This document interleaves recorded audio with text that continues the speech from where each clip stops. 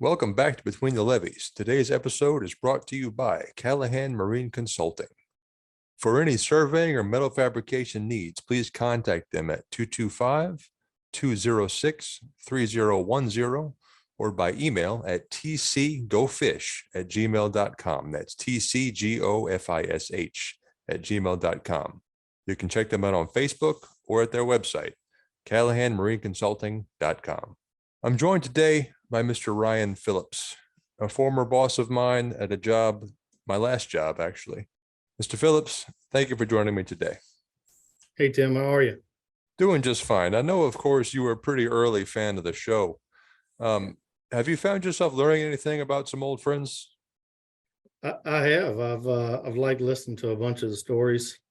I've really enjoyed Zarnicki's, Mr. Mark Zarnicki's, and Kenny C, Vicky. It's a trip down memory lane. A lot of people that I started out in the industry with, so it's been very enjoyable to watch it.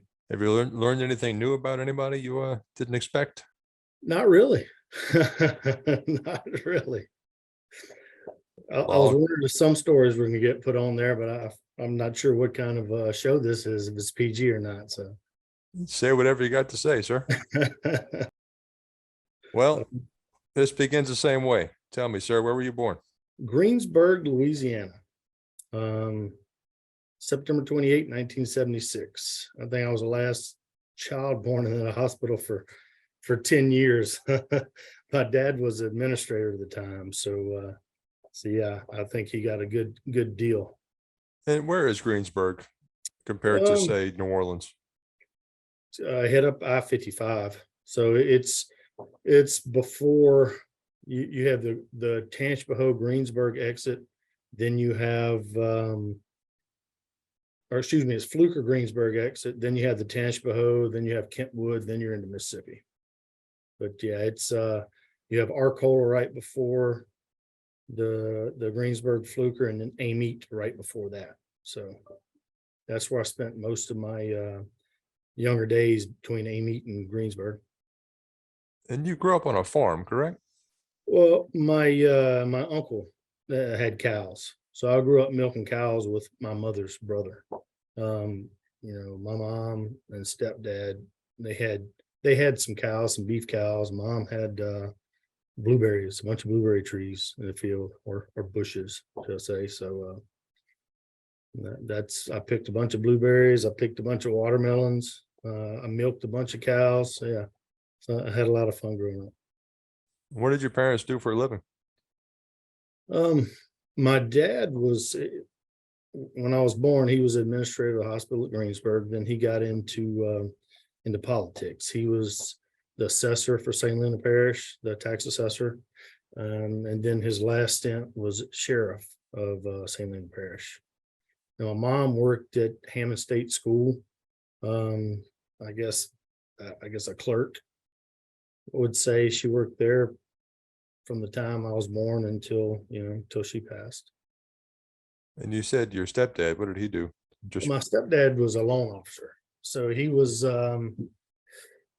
either VP or president of different banks. Growing up, Amy, Kentwood, back and forth. Did your father remarry? Plenty of times. There's too many. Yeah. He liked the ladies. Fair enough. Yeah. Well, what was life growing up there? It was simple. It was slow, especially compared to today. I mean, it's you're out and about doing everything. It was all sports, baseball, football, track. Tried basketball. I was not very good. Coach told me to go hit the gym, get ready for football. So, it's you worked, you hung around the house, you hunted. Is always outdoor stuff. So it's totally different than today, I guess, for the most part. And you have an older brother, right? I do. My brother Greg, he is right at 6 years older than me. Yeah, he lives in New Orleans. He works for PBF Energy. I think I might know what this answer will be, but were you drawn to anything in school growing up? Recess. I wasn't. Yeah, I like to socialize. I was one of the guys, let's just go have fun. I wanted to have fun. I didn't take anything too serious, which it's helped some and probably hindered me in other ways, but I didn't mind hard work. I just wanted to have fun. Did you finish college? I did not. I went to Southeastern right out of school. I joined the National Guard, went to Southeastern. My very first semester, I got pulled out of school to go to Panama. I spent 3 weeks in Panama for the Guard. You come back and the teachers give you time to make up your test. Well, I missed all my midterms. Needless to say, I didn't do very well that first semester. And I tried to pull it up the next couple of semesters, and then I quit going to school full time. I went back to work full time at the sheriff's office, and I would take classes here and there. So I mean, if you go back and look at it, I'm a junior, but I never finished. Well, tell me about your time in Panama. We were building roads up the side of a mountain. It was neat. I was changing skidder tires. I was doing whatever. So my MOS in the Guard was a 62 Juliet, which was a little C truck, they called it. It was a little truck with a back end backhoe, digging stuff.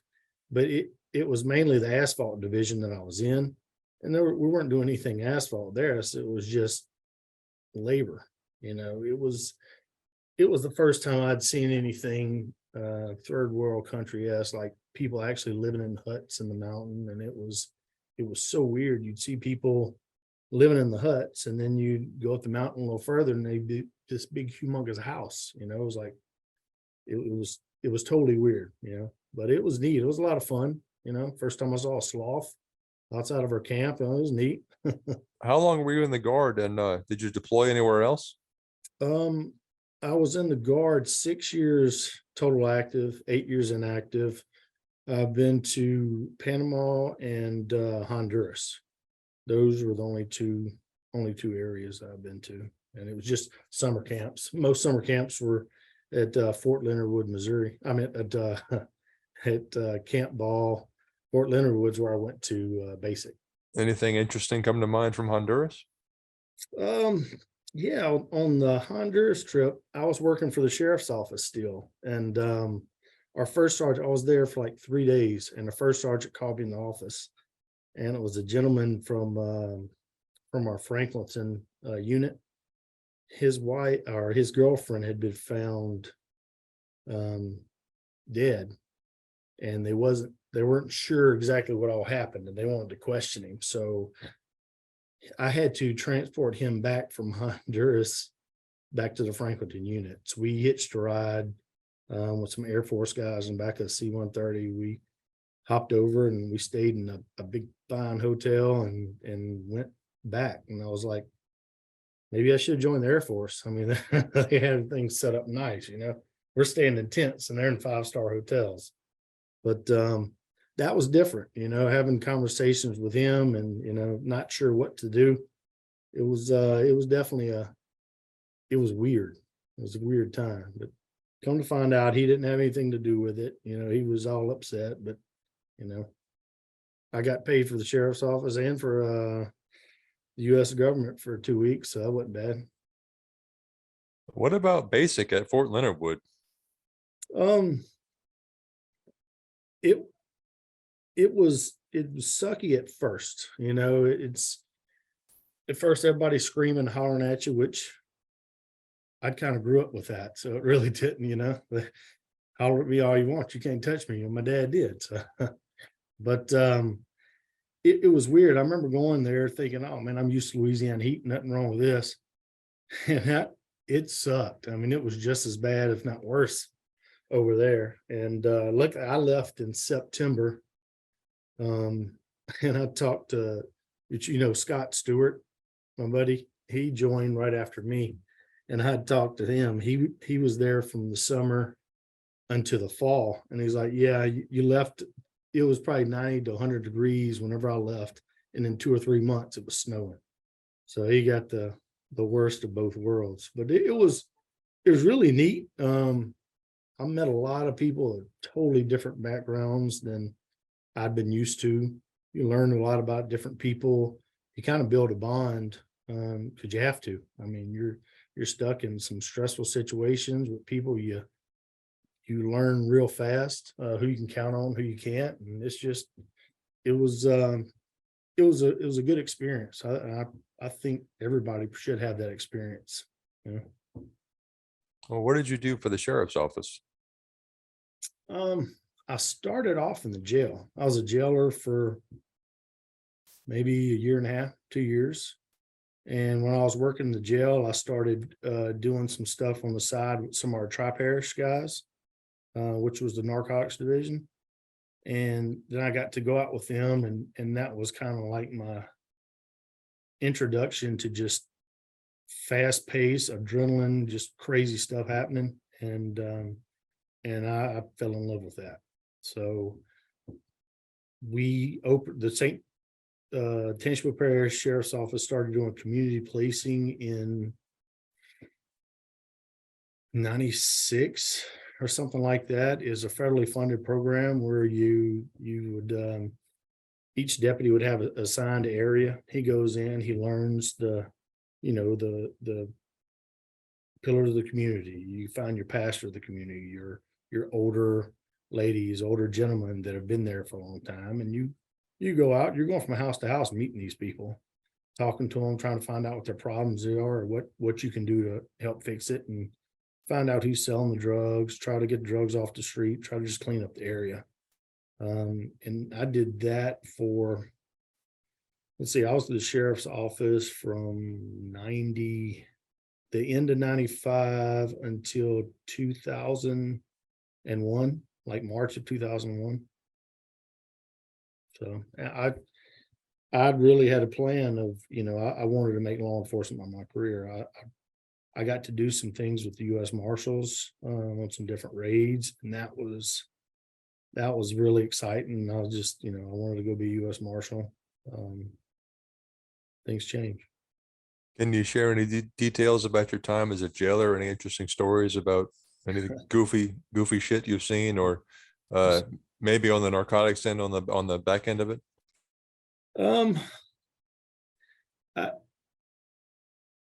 I think I was real naive when I first started. I wouldn't say I was sheltered, but I just, I thought everybody wants to be your best friend. Everybody's, hey, everybody's got your best interest. And just the conniving and I guess the backstabbing and the way things worked in the jail, in the prison system, not so much on our end, but with the inmates, watching them. I think it was a big life lesson to me. It was really weird. And you see the hierarchy and the way things happen there. And I like goofing off and being goofy, and there's some of that stuff in there is thought of as disrespect. I learned I was brand new, 18 years old doing that. So it was some good life lessons. And yeah, I won't go into some of the other stories, but yeah. Well, what prompted your departure from law enforcement? So in 1998, I remember it was January of 98. My dad, he was the sheriff of St. Leonard Parish, and he came and met me, and he kind of told me, he said, "Hey, just want to let you know I'm going to be indicted on some kind of crazy charges for when he was assessor." So I didn't really think anything of it. And then I sat through that trial, and he got convicted April the 21st of 98. So I had a kind of a sour taste in my mouth about law enforcement, just the whole situation. And then that summer, I was actually at boot camp that summer in June, and I got a call like in the last week there that my mother had been admitted in the hospital. And when I came back home, she had cancer. So, okay, we'll figure it out. And it was liver cancer. And that's the doctor was like, hey, you know, she may live 6 months, she may live 2 days, she may live a year, but I've never seen anybody live past a year with full blown, liver cancer. And she died 4 weeks to the day of getting that, August the 29th of 98, getting that, finding out what it was. So I just kind of went, you know, down a little spiral on, what's, I don't want to say start feeling sorry for yourself, start getting aggravated, mad at the world. And it was time for me to make a change. I was just kind of pissed off the world. And I went back to school and acted like an idiot. And then, then left school, and it's like, okay, I just threw away 6 years of law enforcement. Now what do I do? So, but it all worked out in the end so far, Well, yeah. What happened next for you? After that, I started, I went and worked for a collection agency in Hammond. So, my stepbrother at the time was working at a loan department, and he was talking about trying to go out, all these people not paying their loans. I was like, I know Tangipahoa Parish. So I went and talked to his boss, and I would go collect money. And I did pretty good at it. I knew where all the people were, the places.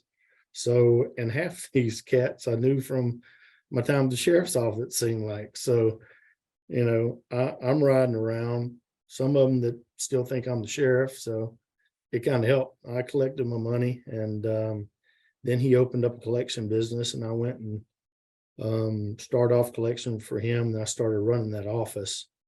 And then I got into sales with another friend of mine who had a office supply and furniture company. I started doing sales for him, and I worked there for about 3 years.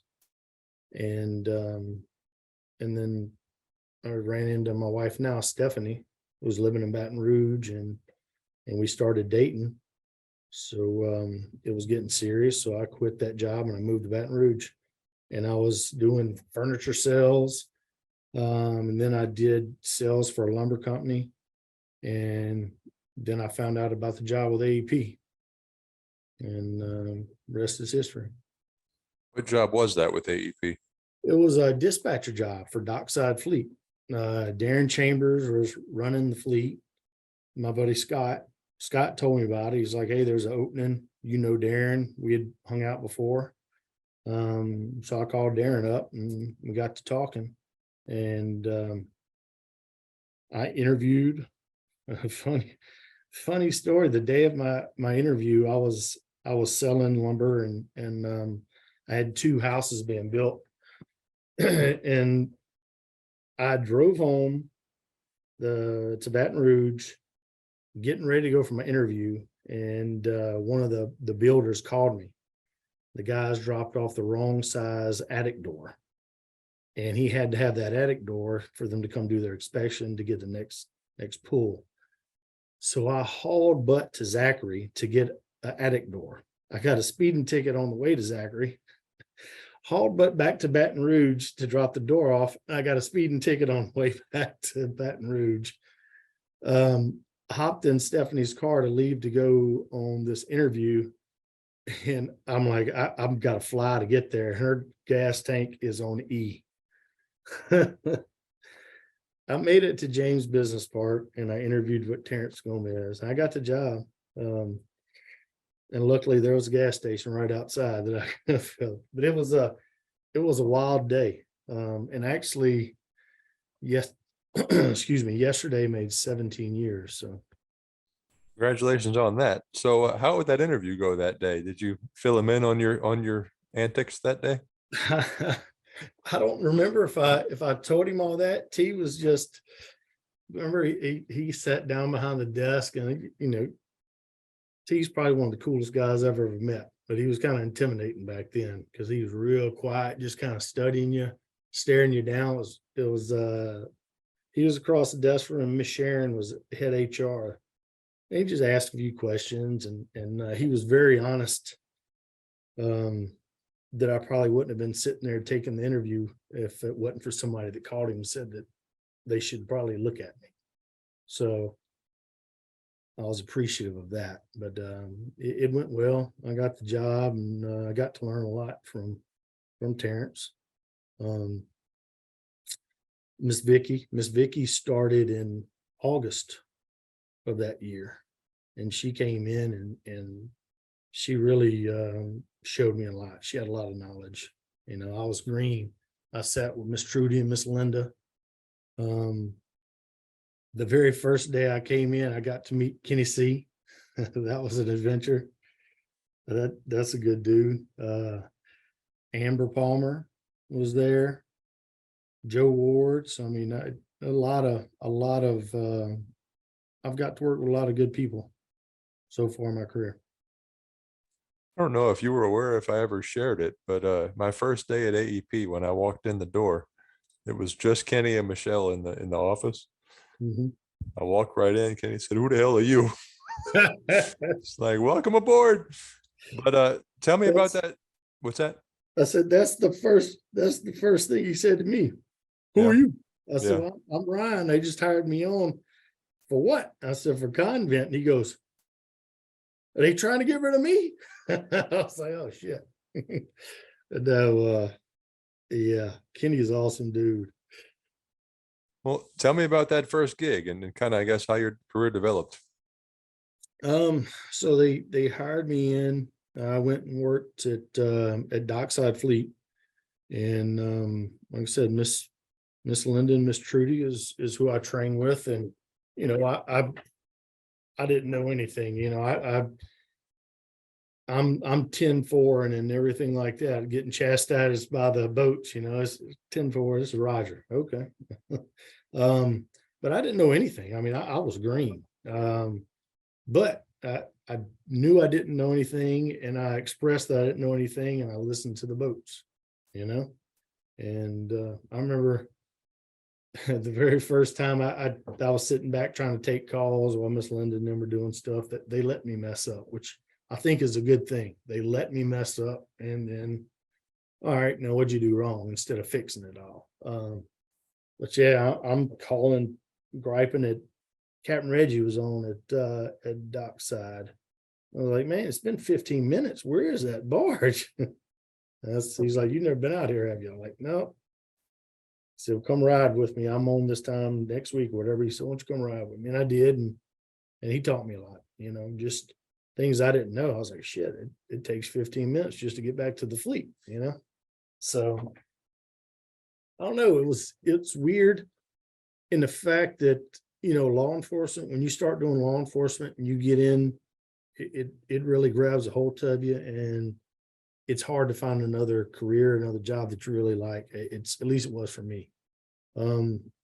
After about, I don't know, the first 2 or 3 months of doing dispatching the fleets and just learning, meeting people, I was like, yeah, I like this. And with AEP, I was like, I can retire here. You know, I really thought I could make a career out of it. So I did Dockside for, it was a little less than a year, and I moved over to Convent Fleet, and I dispatched Convent Fleet for about two or 3 years, and then I moved to our shuttle dispatch. Miss Vicky, she became like the Gulf manager, and then I became the shuttle dispatcher, and that's probably my favorite position of all the positions that I've had. Just, you're really, it was really putting the puzzle together, you know, you got to talk to all the customers, trying to make everybody happy, which you're not going to, but if you can make things happen, you just feel like you've really accomplished something. And, you know, I really enjoyed that job. And then I was probably there for 4 years, maybe. And then I went on to line haul dispatch, and I was line haul for maybe a year before I got moved to like lead dispatch over the fleets, answering to Miss Vicky. But yeah, I still missed my shuttle dispatching. That was a lot of fun. It was, you know, you make a plan, and you get to see this instant satisfaction, because you see within 24 hours whether your plan worked or not, and it works out. Whereas Now it's, you start a project and it may not be done for a year or two, or it may never come to fruition. So it's kind of like, okay, I feel like I'm just putting out fires most of the time. Oh, was getting on Reggie's boat the first time you've been out there? It was. Sam Barrios was here. So Sam took me out to dockside and we hopped on Reggie's boat and I rode around for the day. And then, Sam took me to lunch at a fun place. And then we went and came home. But yeah, it was the first time I'd ever been on a tugboat, which is, it's crazy. You grew up in Louisiana. I don't have a clue what's on the other side of the levee. And that's, or Terrence did ask me, I was like, in the guard, I drove some heavy equipment onto a barge on Red River that they were taking out of country. I said, but that's the only thing I've ever done with a barge. But I found out if you pay attention and you have any kind of work ethic and want to work hard or just want to learn, you can do the job. So, Well, tell me a little bit about that first time stepping on a boat. And then also, I guess, when was it that it kind of clicked and you said, okay, this is an industry I want to stay in? um, yeah. So first time getting on, pulling up at dockside, I just remember how rickety the walkway was. Like, God dang. And you hopped on the boat and, it was a lot cleaner than I thought something like that would be. They kept the boats really clean down there. And, it was weird. I just, I've been on pleasure crafts and different things like that, but that big old top heavy boat and they're turning and you're moving around and you're really teeter tottering, but it was neat. I sat in there and like I said, I got to see what they were doing. I've never actually decked myself though. I still, I got out there on it, but I never messed with the lines or anything like that. But it was probably, like I said, it was probably 3 or 4 months in of just learning and trying to understand it. It was, I won't say it came easily. You had to think, you had to, you couldn't just go blindly into the next thing or else you're not really, dispatching.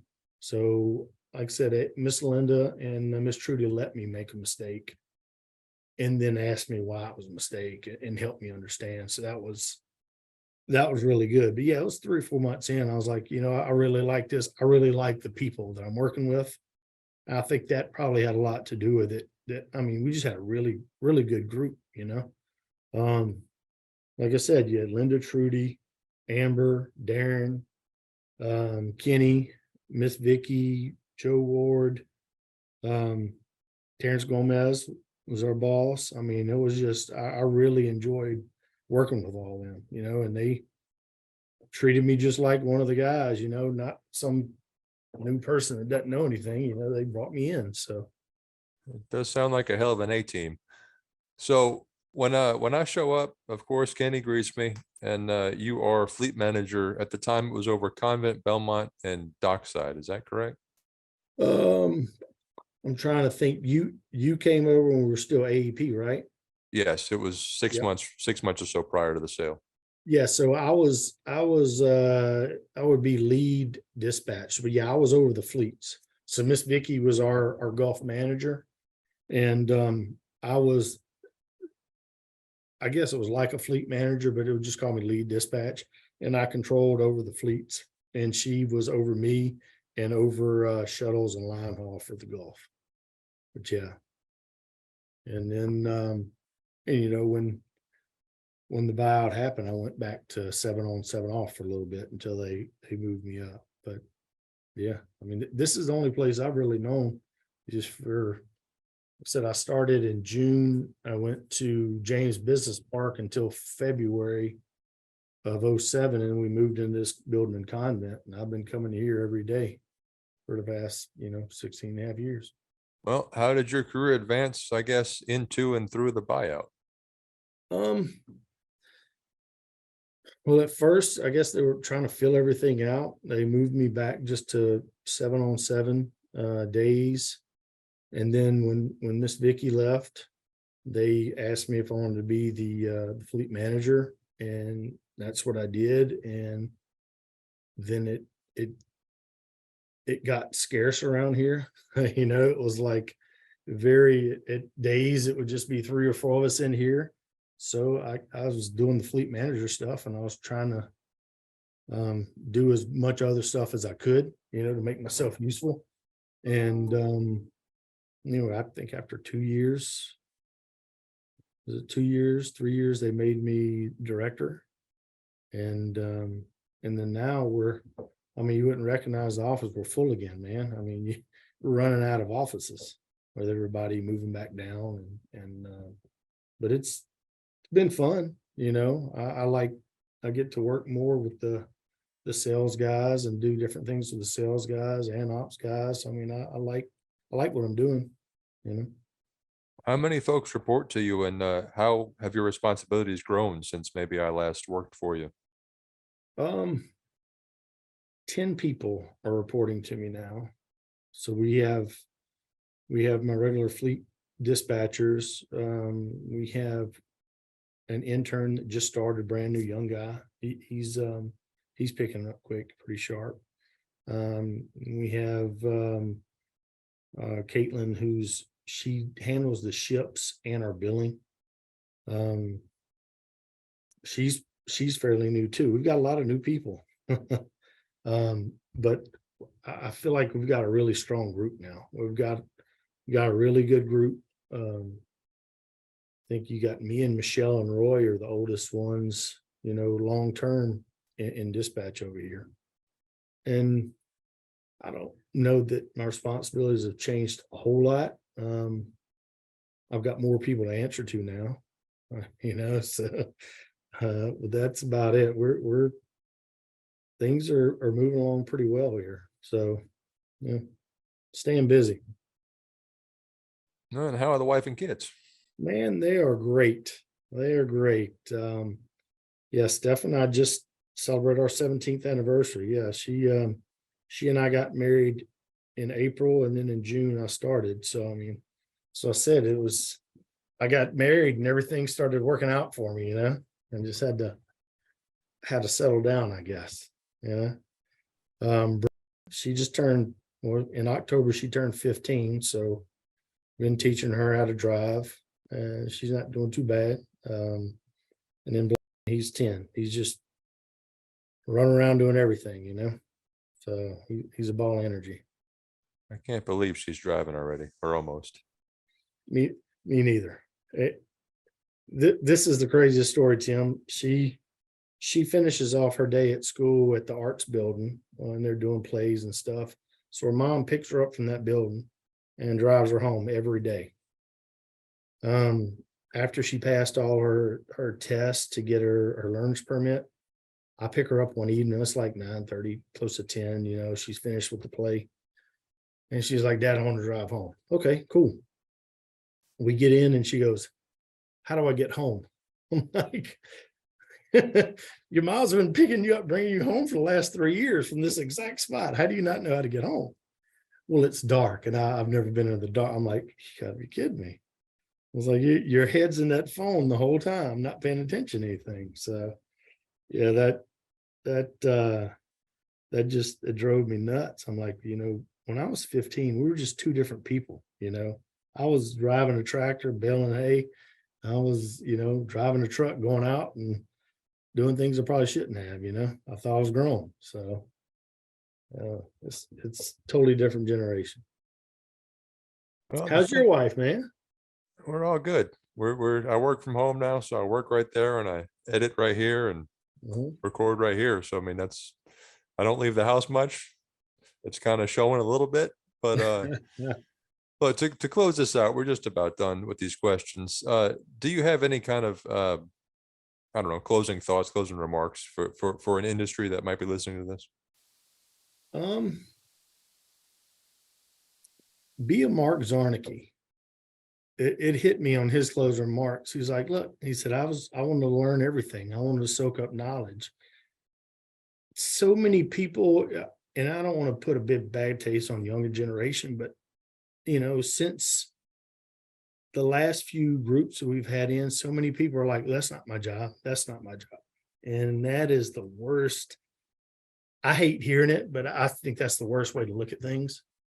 It may not be your job, but it could be your job one day. Or why wouldn't you want to learn it? Why wouldn't you want to learn the person sitting next to you? Why wouldn't you want to learn their job? So then when they're gone or they need to be out for something, you could pick that up, because this industry is very cyclical. You have your ups and your downs, and your ups and your downs, and you want to be a Swiss Army knife in somebody's pocket. You want to be able to do everything. So learn. When it's slow, go sit with that person down the road, hey, teach me how you do this. Ask them, and don't be afraid to work. Oh, I appreciate it, sir. I think that'll just about do it. All right. Hey, I'm looking forward to some more macaroons. I haven't seen any lately. Submit your order request, please. I will. We'll figure it out. Thank you, man. Hey, thanks for having me, All bud. right. Yes, sir. This has been a production of Where You At Studios, LLC.